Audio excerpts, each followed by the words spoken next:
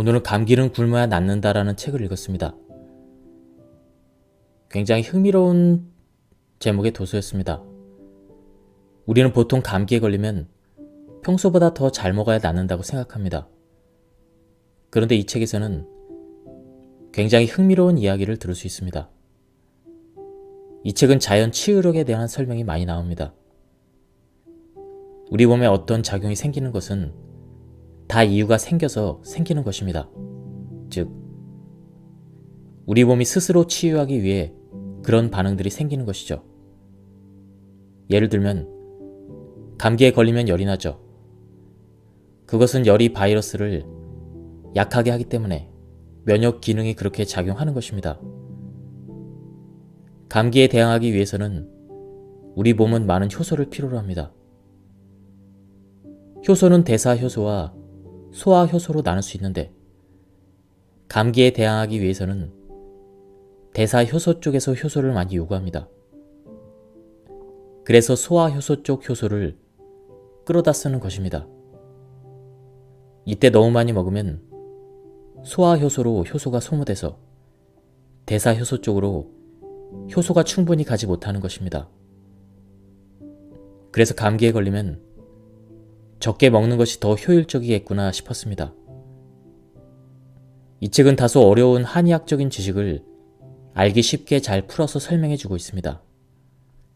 그리고 술술 잘 익혀서 좋았습니다. 특히 요즘같이 코로나가 대유행하는 시기에 읽으면 많은 도움이 될 것 같습니다. 우리 인체는 스스로 음양의 균형 상태를 유지하는 능력을 가지고 있다.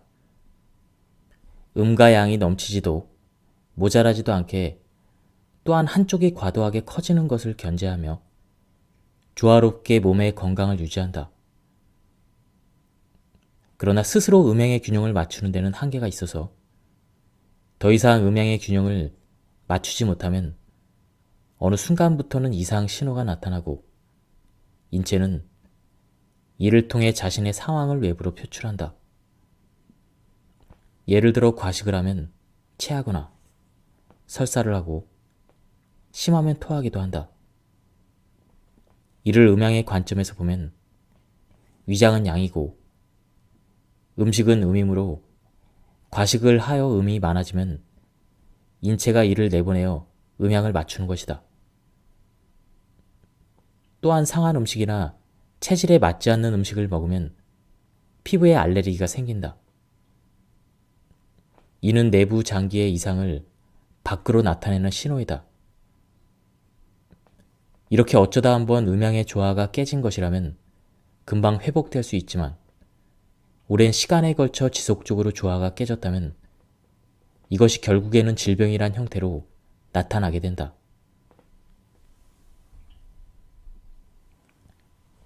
동양의학적인 관점에서의 노화는 인간에게 일어나는 자연현상이므로 이를 그대로 받아들여야 한다. 하지만 현대인은 의학기술을 이용하여 극복하려 하고 이는 오히려 여러 부작용을 야기한다. 예를 들어 노인이 되어 시력이 떨어지면 덜 보아야 되는데 안경을 껴서 눈을 혹사하다 보면 안구건조, 백내장, 녹내장 등 안 질환이 생긴다. 청력이 떨어지면 덜 들어야 하는데 보청기로 인해 청력의 사용이 과도해져서 이명, 치매, 신경과 환자가 늘어난다. 또 치아가 빠지면 적게 먹어야 하는데 틀니를 껴서 음식을 많이 먹게 되어 위염, 위암, 대장암 환자가 늘어난다. 가볍게 기침을 하거나 세수를 하다가 허리를 삐는 경우가 있다. 어느 날 갑자기 이유 없이 허리가 아파오기도 한다. 이것은 몸이 무리가 되고 있으니 휴식을 취하라는 인체의 자구적인 표현이다. 장내 환경은 미생물의 비율이 매우 중요하다. 장내 미생물은 유익균 대 중간균 대 유해균이 2대 6대 2로 이루어진 것이 최적인데 최고의 우세균인 중간균은 요리조리 눈치를 보다가 유익균이 우세해지면 유익균의 편을 들고 유해균이 우세해지면 유해균의 편을 든다. 그래서 기해균이라고도 하지만 유익균과 중간균이 합쳐진 연합군을 만드는 것이 최고의 장내 환경을 만드는 지름길이다. 아기는 엄마의 배 안에 있는 동안 완전 무균 상태에서 자란다. 그러다가 자연 분만을 통해 출생하는 과정에서 양수의 면역 물질과 엄마 질 속의 균들을 흡입하게 되는데 이때 엄마의 대장 세균들도 같이 태아의 입을 통해 장으로 유입된다. 때문에 일부 산부인과에서는 제왕절개로 태어난 아기의 몸에 엄마의 분비물을 일부러 묻혀주기도 한다. 이러한 관점에서 본다면 요즘 유행하는 무통주사도 한 번쯤 고려해봐야 한다. 산모가 진통을 하면서 이리저리 자세를 바꾸는 것은 통증을 이기기 위한 몸부림이기도 하지만 태아가 잘 나오기 위한 편한 자세를 찾도록 서로 교감하는 과정이기도 하다. 이때 무통주사를 맞으면 근육이 맥을 놓게 되어 태아가 균을 경험하게 되는 과정이 생략될 수도 있다. 동물들도 갓 태어난 새끼에게 최대한 빨리 장내 세균을 전달하려고 한다. 소와 양 같은 초식 동물들은 새끼가 태어나면 반쯤 소화된 음식이나 어미의 변을 먹인다. 풀을 분해하는 장내 세균을 어미에게 받지 못하면 새끼들은 풀을 소화하지 못해 죽기 때문이다. 유해균이 우세한 나쁜 장내 환경에서는 음식물 중에 단백질이 분해되면서 그때 만들어지는 암모니아, 황화수소, 페놀, 인돌, 아민 등이 독소와 독가스로 작용한다.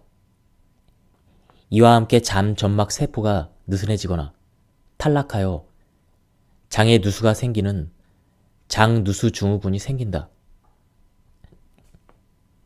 장누수가 생기면 독소가 체내에 유입되어 혈관을 타고 몸 전체를 돌아다니며 각종 대사성 질환, 심혈관 질환, 면역 질환, 알레르기, 피부병, 뇌 질환 등을 일으킬 수도 있다. 건강한 장 점막의 유지가 장의 건강뿐만 아니라 전신의 건강에도 중요한 이유이다. 장 누수의 원인은 건강하지 못한 음식 섭취와 스트레스이다. 스트레스는 항스트레스 호르몬인 코르티솔을 과도하게 분비시켜 장 점막을 망가뜨린다. 우선 건강한 식생활 습관을 가져야 한다. 유익균들이 좋아하는 곡류와 채식 위주로 식단을 바꾸고 장에 해로운 밀가루 음식, 고기 위주의 식단, 가공식품, 냉한 음식, 미주 신경을 자극하는 카페인 음료, 항생제, 농약, 방부제 등을 피해야 한다. 식이섬유 중에서 수용성 식이섬유는 과일과 해조류, 콩류, 버섯류 등에 많으며 장의 수분과 결합하여 젤처럼 되므로 변을 부드럽게 해주고 장 속의 독소를 희석시킨다. 불용성 식이섬유는 채소의 질긴 부위로서 샐러리, 배추, 통곡류, 감자, 고구마 등에 많으며 특히 과일의 껍질에 많이 들어있는데 대변의 부피를 늘리고 장 운동을 활발하게 하여 유해균을 몸 밖으로 배출시킨다.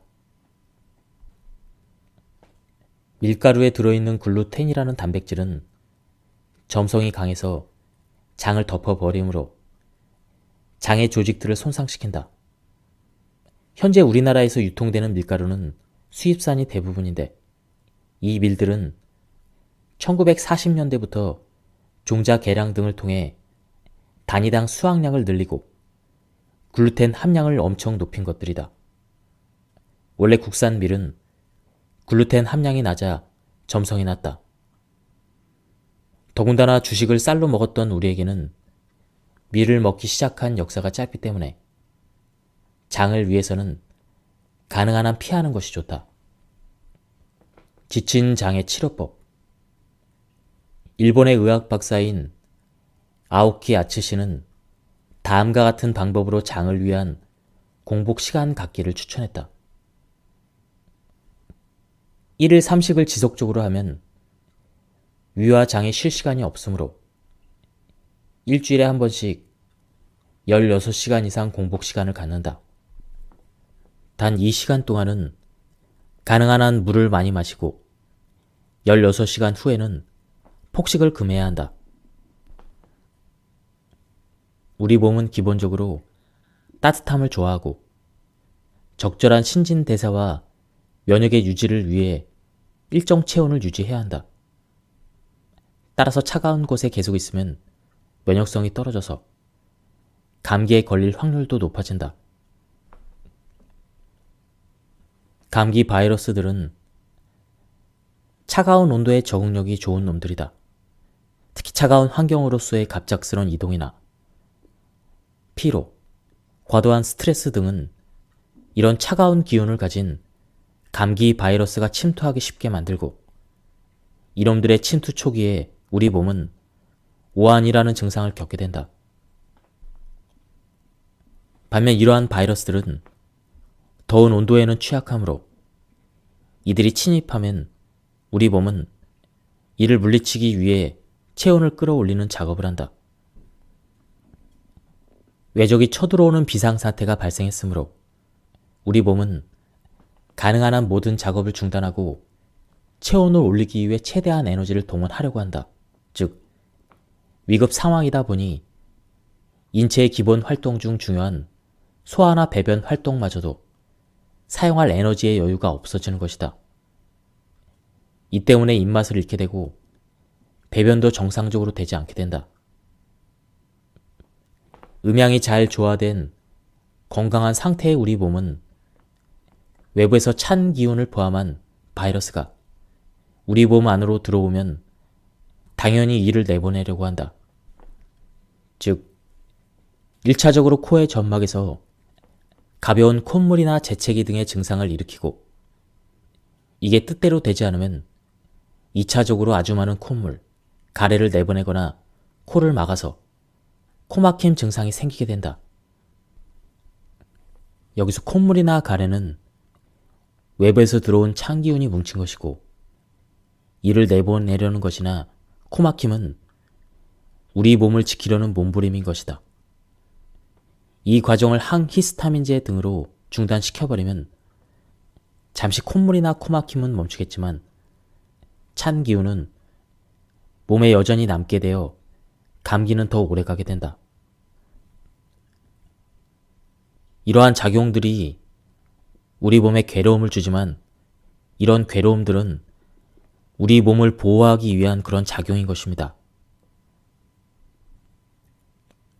특히 겨울에 코가 자주 막히는 만성 비색증은 외부의 찬 기운이 폐장으로 들어가는 것을 막기 위해 첫 관문인 코를 다듬음으로써 나타나는 증상이다. 이때 오트리빈과 같은 비충혈 제거제를 사용하면 일시적으로 코막힘이 없어지긴 하지만 폐장은 찬 기운에 노출되므로 인체는 힘들어질 수도 있다. 이것은 오트리빈을 사용하여 일시적으로 호흡이 잘 될 때 코에서 찬바람이 나오는 증세로 폐장이 차다는 것을 확인할 수가 있다. 따라서 이런 체질은 평소에 냉음료나 찬 성질의 음식을 피하고 따뜻한 생강차 등을 즐겨야 폐장이 차가워지는 것을 막을 수가 있다.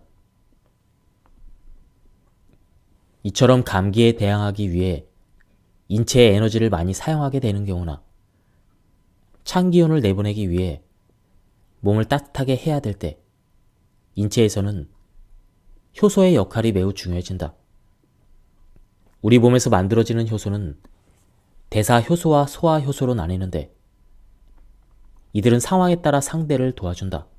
즉, 몸에서 다양한 대사활동이 진행될 때는 소화효소가 대사효소로 이동해 도와주고 과식을 하거나 체했을 때는 대사 효소가 일부 소화 효소로 이동한다. 밥을 먹고 나면 졸린 이유가 대사 효소를 가져다 쓰기 때문이다. 바로 이 부분이 우리가 과식을 하면 왜 안 되는지 이유를 설명하는 그런 부분입니다. 특히 인체가 질병에 걸려 쌓아야 될 위급 상황에서는 소화 효소의 적극적인 지원을 받아야 이겨낼 수가 있다. 감기에 걸렸을 때 인체는 이와 싸우기 위해 체온을 높이고 에너지를 많이 쓰게 되므로 소화 효소가 대사 효소로 이동하게 되고 소화 효소의 여력이 줄어들어 입맛을 잃게 된다. 이를 무시하고 억지로 먹으면 오히려 위장에 탈이 난다. 노인이 되어 음식을 적게 먹게 되는 이유도 보다 중요한 대사 효소를 유지하기 위해서 소화 효소의 사용을 줄이려는 자연적인 인체의 노력이다. 하지만 우리의 정이 넘치는 어머니들께서는 보통 자식이 감기에 걸리면 안타까운 마음에 고기 반찬과 영양가가 넘치는 음식을 마련하신다. 특히 자식을 사랑하는 애틋한 마음에서이다. 그러나 이것은 잘못된 방법이다. 개나 고양이 등 반려동물들은 몸이 안 좋으면 일단 먹이를 먹지 않는다. 이러한 행동은 몸을 살리기 위한 필사적인 조치이다. 따라서 감기에 걸리면 굶어야 빨리 나을 수가 있다. 기본적인 체력 유지를 위해 굶을 수가 없다면 소화가 다 된 음식인 죽을 먹거나 소식을 하거나 소화제를 먹는 것이 감기 치료에 도움이 된다. 자연에는 식물 효소, 동물 효소, 미생물 효소 등 효소가 풍부하게 존재한다. 그러나 우리의 먹거리 중 많은 부분이 생산과 소비되는 과정에서 효소가 고갈된 채 식탁에 오르게 되는 것이 현실이다. 즉, 대량 생산을 위한 과정에서 사용되는 농약, 화학비료, 그리고 인공사료들은 식품이 본래 가지고 있는 자연의 효소를 줄어들게 하고 가공되거나 화학 첨가물이 첨가되어 그때 생산되는 식품, 인스턴트 식품 등에는 효소가 거의 없기 때문이다. 조리 과정에서 사용되는 강한 열도 효소를 파괴한다. 특히 냉장 보관은 과일이나 채소의 신선도를 유지하기 위해 필요하지만 장시간의 보관은 효소의 파괴를 가져온다. 현대인들은 스트레스로 쌓인 열을 해소하기 위해 무의식적으로 냉장고에 보관된 냉음료를 마구 소비한다. 그러나 효소는 따뜻한 온도에서 유지 내지 번식을 하고 위장도 따뜻한 음식이 들어가야 소화 효소가 잘 분비된다.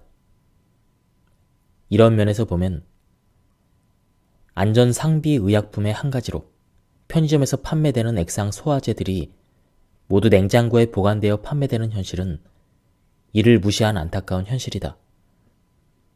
결국 이런저런 이유들로 인해 소화 효소가 다량 소모되고 이는 대사 효소의 부족으로 이어지면서 우리 몸에는 각종 질환이 발생하고 노화가 빠르게 진행되는 상태에 이른다.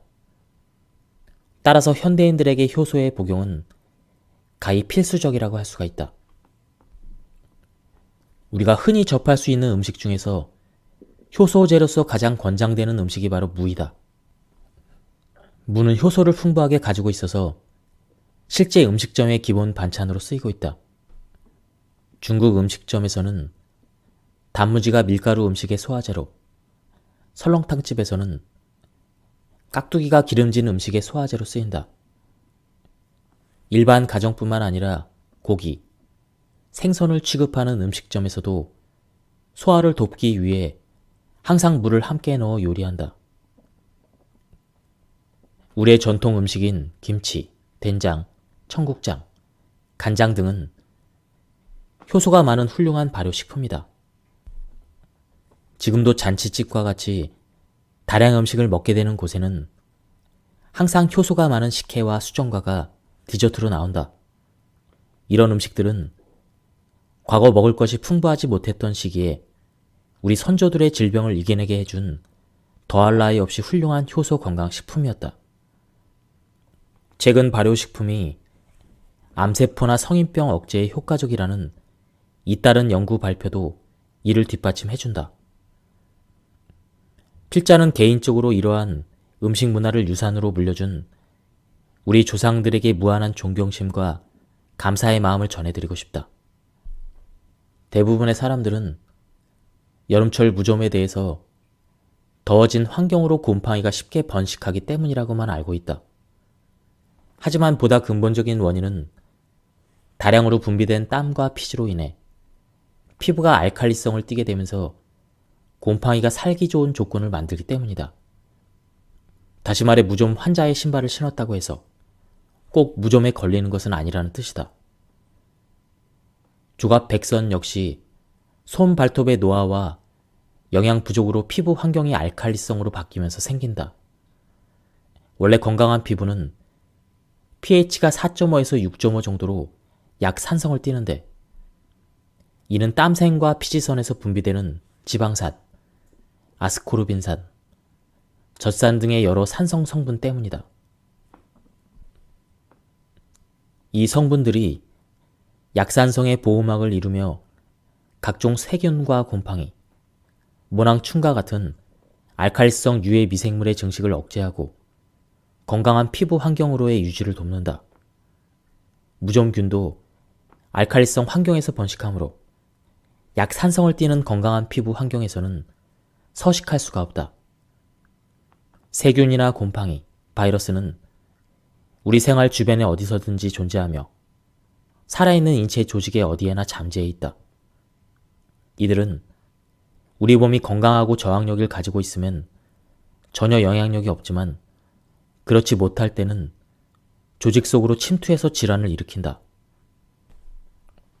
발의 환경이 알칼리성을 띈다는 것은 건강하지 못한 식생활, 피로누적, 스트레스, 만성질환 등으로 인해 신체도 건강하지 못한 상태라는 의미이다.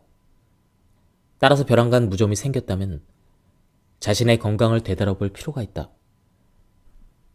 저자는 피부 질환을 회복하는 방법을 몇 가지 소개한다. 우리가 먹는 식초는 3에서 5%의 초산과 유기산, 아미노산, 당, 알코올, 에스테르 등이 함유된 산성식품이다. 옛 조상들은 예전부터 식초를 바르거나 식초 목욕을 통해 피부병을 치료해왔다. 특히 산도가 높은 곡물 식초나 과일 식초는 난치성 피부 질환을 치료하는 데 큰 도움이 된다. 무좀 치료 역시 식초를 이용한 민간 요법이 전해지는데 아직도 일부 어르신들은 약국에서 판매되고 있는 장염 치료제인 정노안을 식초에 타서 무좀 치료제로 쓴다. 정노안 성분 중에 열을 식혀주는 황련과 식초가 만나면 곰팡이를 억제하는 이중 효과가 생기기 때문이다. 그러나 이 방법은 진물이 나오거나 발에 상처가 있다면 2차적으로 세균 침투의 원인이 될 수 있으므로 주의해야 한다. 필자는 이 원리를 이용해 사람에게 유익한 미생물들을 조합해 배양한 친환경 용액인 EM을 권하기도 한다. EM 용액은 지역 주민센터 등에서 무료로 공급하기도 하고 저렴하게 구입이 가능하기 때문에 경제적으로도 크게 부담이 되지 않는다. EM 용액 원액을 물과 1:1의 비율로 섞어서 매일 발을 씻어주면 무좀뿐만 아니라 발의 각질도 점점 없어지는 것을 느낄 수가 있다. 이온수기에서 나오는 산성수로 발을 씻는 것도 효과가 좋은데 이 방법들은 발냄새 제거에도 탁월하다. 손발톱이 망가져가는 조갑 백선과 함께 발톱이 살 안으로 파고드는 내향성 발톱은 발톱의 영양 부족에서 시작된다. 두 질환은 함께 오기도 하는데 심해지면 염증이 생기고 고통이 심해져서 발톱을 뽑는 수술까지 하게 된다. 그러나 새로 자라는 발톱이 정상적인 경우가 드물기 때문에 완전한 치료법은 아니다. 발톱은 주로 케라틴이라는 섬유 단백질로 구성되어 있어서 이 성분이 부족해지면 저항력이 떨어지고 내향성이 된다. 어떤 생물체든 노화가 진행되거나 구성 성분이 부족해지면 미생물이 서식하기 쉬워지고 구조의 변형이 오거나 구부러지게 된다. 엄지발톱은 특히 간장의 경락이 시작되는 곳으로 간장의 혈이 부족해지면 질환이 더욱 빠르게 진행된다. 따라서 위의 두 질환도 발을 산성으로 유지해주고 간장의 기능을 개선해주고 아미노산과 칼슘, 마그네슘 등의 영양 성분을 보충해주면 정상적인 발톱으로 돌아갈 수가 있다. 다만 건강한 손발톱이 자리를 잡기까지는 수개월에서 1년 정도의 치료 기간이 필요하다. 사람이 살아가는 동안 피부만큼 신경 쓰이는 신체의 부위도 없다. 작은 피부 트러블, 종기, 두드러기, 접촉성 피부염처럼 가벼운 질환부터 아토피, 건선, 지루성 피부염, 여드름, 무좀과 같은 난치성 질환도 많다. 세균, 진균, 바이러스, 피부 기생충 등과 같은 병원성 미생물에 의한 염증성 피부 질환들도 다양하게 발생한다. 평소 우리의 피부 건강은 피부 상재균에 의해서 지켜진다. 이들은 피부의 각질층에 살면서 약산성을 유지하며 다른 병원균 세균이 피부에 침투하지 못하도록 견제하는 역할을 하므로 우리 몸에 매우 유익할 뿐더러 반드시 있어야 될 세균이다. 하지만 어떠한 이유에 의해서 피부의 환경이 바뀌게 되면 상재균의 수는 적어지고 병원성 세균 수가 급격히 증가하면서 피부 질환이 발생하게 되는데, 이때 피부의 환경을 바꾸는 가장 큰 원인이 바로 열독이다. 우리 몸은 식사나 운동을 할 때는 물론 정신적인 활동이나 신경을 집중할 때, 심지어 아무것도 하지 않은 상태에서도 체온을 유지하기 위해 열을 발생시킨다. 이런 과정에서 생긴 적당한 열은 대사를 돕고 몸을 움직이는 데 필수적이다. 하지만 피로 이상의 열은 독이 되어 오히려 몸을 공격한다. 자극적이거나 열량이 많은 음식을 먹을수록, 격렬한 운동을 할수록, 스트레스가 심할수록 더욱 많은 열을 내뿜는다. 이렇게 발생한 열이 체내의 순환에 의해서 고르게 전신으로 분배되면 다행이지만, 그렇지 못하면 특정한 쪽으로 열이 몰려 해당 부위에 이상을 일으키게 된다. 즉, 열이 특정 피부로 몰리게 되면 열독이 되어 약산성인 피부를 알칼리화시키는데, 이로 인해 병원성 세균이 성장하기에 좋은 환경이 만들어지는 것이다. 우리 몸에서 혈액을 가장 많이 가지고 있는 장기가 간장이다. 따라서 간장이 뜨거워지면 혈액에도 열이 생겨 피부로 발산된다. 간장은 감정과 관련이 깊은 장부이기에 스트레스나 피로에 의해서 간 화가 쌓여 열이 생긴다.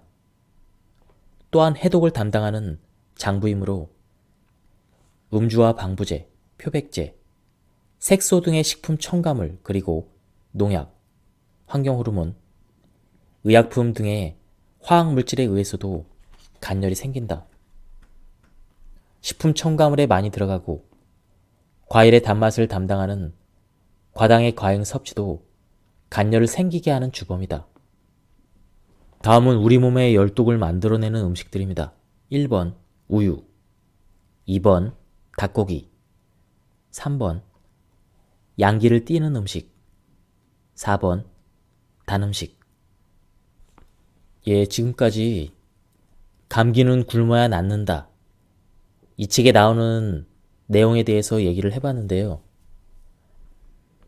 이 책의 최대 장점은 가독성이 좋다는 점이고, 그리고 누구나 이해하기 쉽게 썼다는 것입니다. 그리고 면역력을 높일 수 있는 구체적인 방법들이 많이 나와 있었습니다. 그리고 왜 그렇게 해야 되는지, 그렇게 하면 우리 몸이 어떤 반응을 일으키는지 이해하기 쉽게 설명되었습니다. 한번 책을 구해서 읽어보실 것을 추천드립니다. 예, 여기서 오늘 설명을 마치도록 하겠습니다. 예, 감사합니다.